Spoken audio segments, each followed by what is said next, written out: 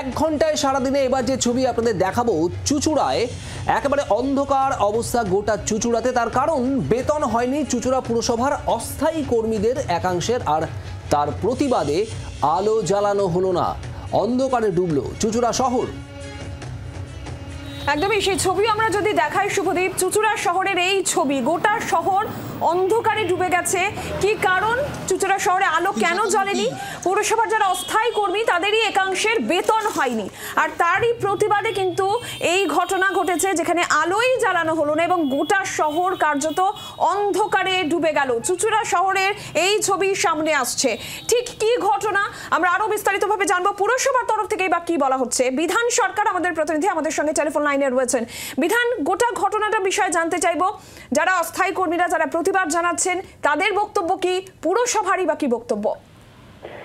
দেখো নীলাঞ্জনা, শুভদীপ, হুগলি চুঁচুড়া পুরসভার এই যে বেতনের সমস্যা, এটা দীর্ঘদিন ধরেই চলছে। আমরা দেখতে পাচ্ছি গত কয়েক মাস ধরে অনিয়মিত বেতন, পুরসভার যারা অস্থায়ী কর্মচারী রয়েছেন তাদের প্রতি মাসে বেতন হয় না, কারো 2 মাস কারো 3 মাসের বেতন বাকি রয়ে যাচ্ছে, এবং যে কারণেই কিন্তু প্রত্যেক মাসেই বেতনের সময় এলেই এই সমস্যাটা দেখা দিচ্ছে। এবং আজকে যেটা হয়েছে, যে পুরসভার যিনি চেয়ারম্যান আছেন সেই চেয়ারম্যানের ঘরের কাছে তারা বিক্ষোভ শুরু করে, অস্থায়ী কর্মীরা যাদের বেতন এখনো পর্যন্ত হয়নি, গত 2 মাস ধরে তাদের বেতন বাকি রয়েছে।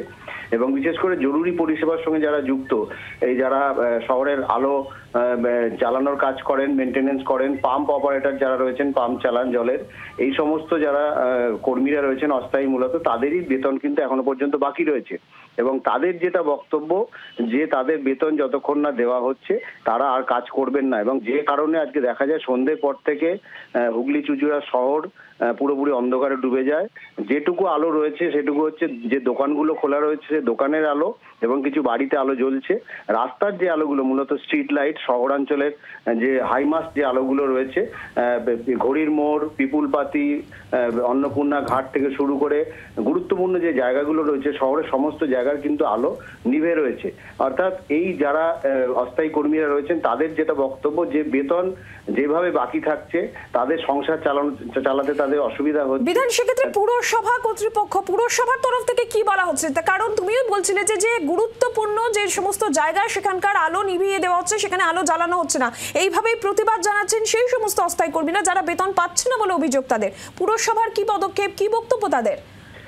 দেখো, আজকে দুপুরের পর থেকে যখন চেয়ারম্যান এই পুরসভা আসেন, তারপর থেকে এই বিক্ষোভ ঘেরাও চলতে থাকে। এবং সন্ধ্যের পর যখন এই আলো আর জ্বালানোর কাজ করেননি পুরসভার কর্মীরা, তারা বলতে থাকেন যে তারা কর্মবিরতিতে যাবেন। কারণ গত কয়েকদিন আগে আমরা দেখেছিলাম যে যারা গার্বেজ সংগ্রহ করেন, শহরের জঞ্জাল পরিষ্কার করেন, তাদের গাড়ির চালকরা কর্মবিরতি পালন করছিলেন। তাদের বেতন হওয়ার পর তারা আবার কাজে যোগ দিয়েছেন। সেরকমই পুরসভার পক্ষ থেকেও জানানো হয়েছে যে আগামীকাল দুপুরের মধ্যে একটা ফান্ডের টাকা ঢোকার কথা আছে, সেই টাকা ঢুকলে সেকেন্ড হাফে তাদের বেতন 1 মাসের বেতন দিয়ে দেওয়া হবে।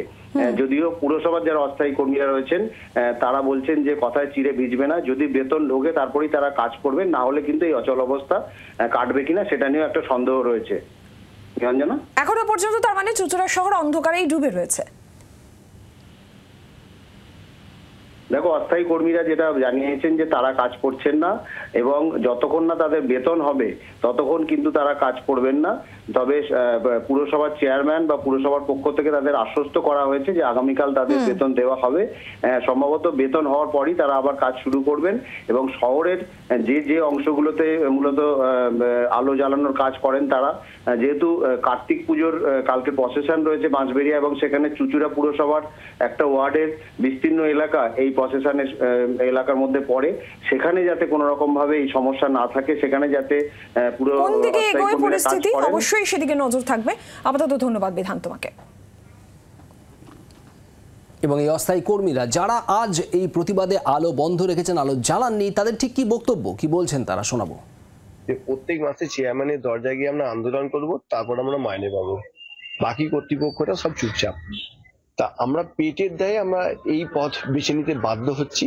চুঁচুড়া শহরে বা শহরবাসীর কাছে আমরা ক্ষমা প্রার্থী যে আজ থেকে আমরা দিনের বেলায় মেনটেনেন্স এবং রাতের বেলায় লাইট জ্বালানো থেকে আমরা বিরত থাকছি।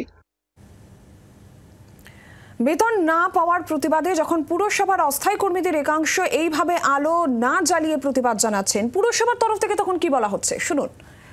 আমি সমস্ত পৌর কর্মচারীদের কাছে রিকোয়েস্ট করব যে কালকে যেহেতু ওখানে কার্নিভাল আছে কার্তিক পুজোর, ওই জায়গাটা ছাড় দিয়ে আন্দোলনটা একটু দেখা উচিত।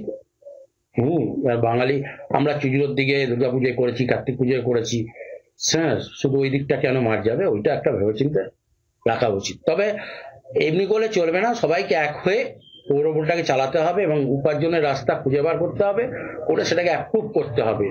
মিটিং করে ছেড়ে দিলাম তা বললে হবে না, নির্দিষ্ট আমাদের যারা পার্মানেন্ট স্টাফ আছে তাদের দিয়ে দায়িত্ব দিয়ে ক্যাজুয়ালদের দিয়ে কাজ করাতে হবে। আর গোটা ঘটনা নিয়ে স্থানীয় বিধায়ক তিনি কি বলছেন শুনুন। আমার কাছে কর্মচারীরাও জানায়নি, পৌর প্রধানও জানায়নি। আমি অন্ধকারে, যেখানে অন্ধকারে সেখানে আমি কি বলবো বলুন। যদি জানি, কর্মচারীরা যদি জানায় পাম্প পরিষেবা বন্ধ করা ঠিক না, আমি তাদের রিকোয়েস্ট করব যে জল পরিষেবা বন্ধ করা ঠিক হবে না। বাট আমাকে না পৌর কর্মচারীরা কেউ জানিয়েছে, না পৌর প্রধান জানিয়েছে পরিস্থিতির কি অবস্থা। অতএব এটা না জেনে আমার পক্ষে কিছু বলা সম্ভব না। বাংলার আওয়াজ, বাঙালির আবেগ, জি 24 ঘন্টা।